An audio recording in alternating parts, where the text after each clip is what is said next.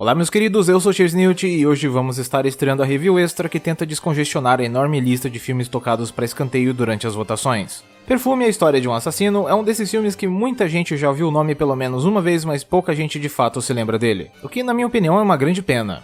Inspirado no livro do mesmo nome, dirigido por Tom Tykwer, essa adaptação alemã é uma das produções cinematográficas mais esforçadas que eu já vi. A sua história se passa na França durante o século XVIII. O protagonista, Jean-Baptiste, nasce no meio do chão em uma asquerosa feira de peixes após a sua mãe fazer o próprio parto na tentativa de não chamar a atenção. Acusada de deixar o bebê para morrer, ela é condenada à execução em praça pública, o passatempo preferido dos franceses nessa época. Jean então é levado para um orfanato onde as crianças tentam matá-lo assim que percebem que ele não é um bebê normal. E por que ele não é normal, você me pergunta? Digamos que o rapaz possui o olfato mais aguçado do mundo. Esse sentido dele é tão poderoso que ele é capaz até mesmo de enxergar com o nariz. Mais do que isso, ele é capaz de identificar um cheiro a quilômetros de distância, é quase como se fosse uma projeção astral. Jean-Baptiste passa boa parte da sua vida sendo apenas um escravo. O mais curioso é que todas as pessoas que cuidam dele em algum momento acabam morrendo assim que se livram do rapaz. Desde cedo, ele é vendido pela velha do orfanato para servir de escravo em troca de umas moedas. Momentos depois, a velha tem a garganta cortada pelos mesmos motivos que você atropela as prostitutas no GTA. Depois o, entre aspas, patrão dele também morre, mas não vamos falar muito disso. Antes eu quero fazer umas observações. A primeira delas é que esse filme é nojento. Mas assim, ele é bastante nojento mesmo. Eu não recomendo que você assista ele comendo nada que não seja pipoca ou algum outro alimento mais simples. E mesmo que essas nojeiras se concentrem muito no início da história, durante todo o tempo do filme vamos ver uma coisinha aqui e outra ali. Mas o início realmente é exagerado. E na moral, que bom que é! Para pra pensar, estamos vendo um filme onde o protagonista tem um olfato super sensível. Qual seria o maior recurso narrativo que tornaria esse filme uma experiência marcante? Se você pensou nos cheiros, você acertou. E essa obra consegue brilhantemente a façanha de nos fazer imaginar cheiros através de imagens. Não é à toa que o filme usa close-ups e planos detalhes de objetos, lugares e pessoas com frequência. Toda a edição de imagem e som se esforça muito para te fazer pelo menos ter uma ideia de como são os aromas que rodeiam o protagonista. Bem, mas vamos lá, qual é o argumento do filme? O Jean tem esse mega olfato, é tratado como lixo por todo mundo e o que mais? Bem, um certo dia ele viu essa bela moça vendendo essas frutas na cidade, e é aqui que o filme começa a ficar mais intrigante e ao mesmo tempo sinistro. O Jean fica claramente mesmerizado pelo cheiro da moça. O filme faz todo um esforço para sexualizar o perfume dela, como se o seu cheiro representasse toda a sua beleza. O que faz sentido, já que o Jean enxerga muito mais pelo nariz do que pelos olhos. Ele age feito um creep com ela e sem querer a mata estrangulada enquanto tenta tampar a sua boca para que ela não grite. E vocês acham que ele se importa com o fato de ela estar morta? O que o deixa desesperado de fato é que o seu cheiro começa a desaparecer depois que o corpo começa a esfriar. E basicamente isso é tudo o que precisamos saber sobre o Jean-Baptiste. Ele é um rapaz de pouquíssimas palavras, de comportamento autista e que não se importa com absolutamente nada além do mundo que as suas narinas lhe mostram. E a partir dessa noite, o objetivo da sua vida passaria a ser encontrar uma forma de coletar e preservar a fragrância que ele sentiu naquela moça. A forma como ele vai fazer isso não é muito ética, no entanto.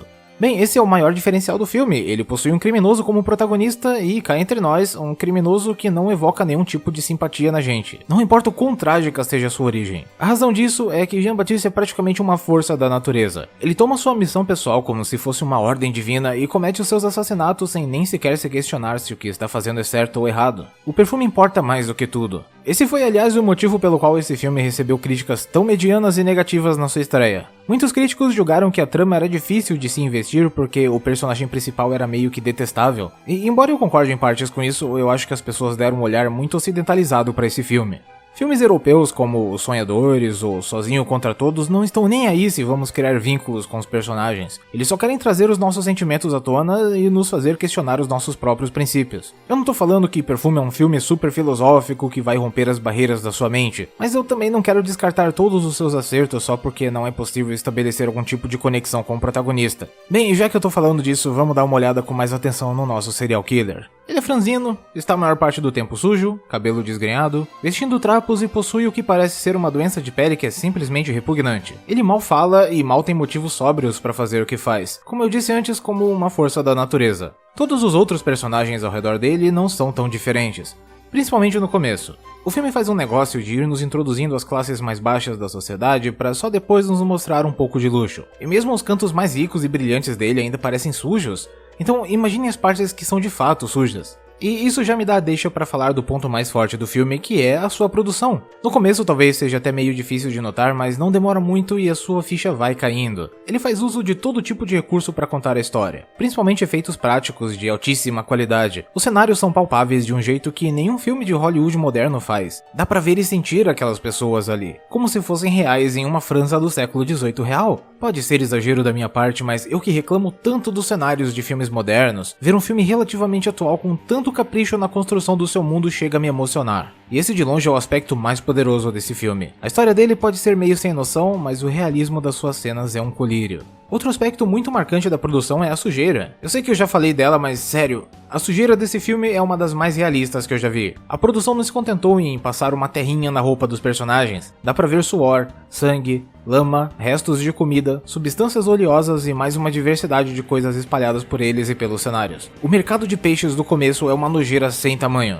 Bom, depois que o Jean-Baptiste vê o cheiro da sua primeira vítima desaparecer, ele fica desesperado para encontrar uma forma de preservar o da próxima. E não demora muito, ele acaba conhecendo um perfumista italiano fracassado que vê em seus poderes uma chance de voltar a ser relevante. Com ele, Jean finalmente aprende algo sobre extrair essências das coisas e deixa o seu novo mestre com a promessa de que fará o melhor perfume do mundo. Mas seguindo a regra sobre o que acontece sempre que alguém abre mão da guarda dele...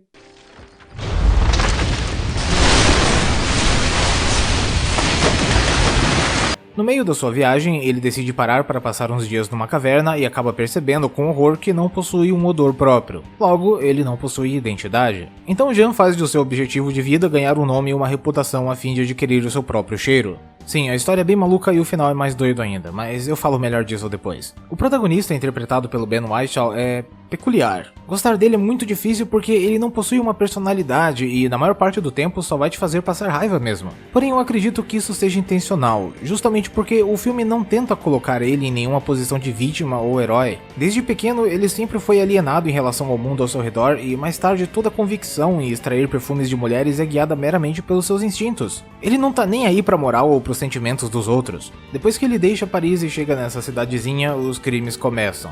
Ele aprimora a técnica de extrair essência usando gordura animal após depilar os cadáveres. Mas enquanto matar camponesas e prostitutas é fácil, difícil mesmo é pôr as mãos no ingrediente secreto do perfume, a garota mais bonita da cidade, a Laura.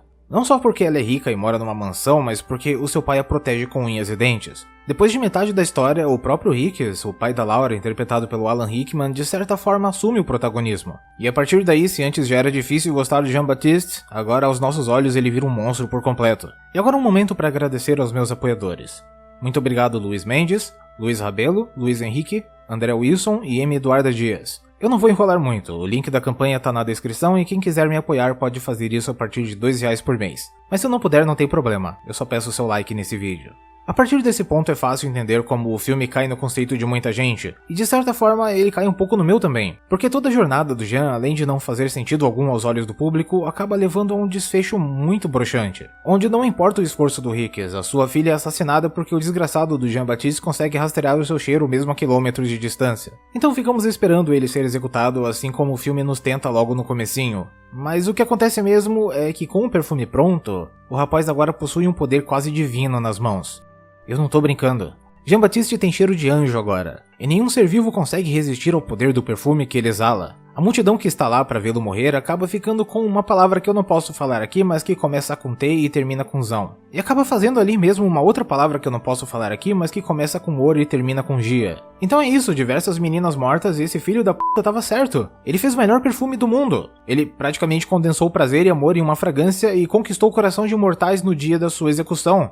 Mas aí tem o final do filme. Por algum motivo, o efeito do perfume não funciona nele mesmo, e por não possuir um cheiro, ninguém é capaz de se atrair por ele. Logo toda a sua busca por uma identidade foi em vão. A morte de todas aquelas jovens foi em vão. Jean então volta andando para Paris, vai até uma praça cheia de mendigos, derruba o perfume todo em si mesmo e permite que eles o devorem vivo. Fim.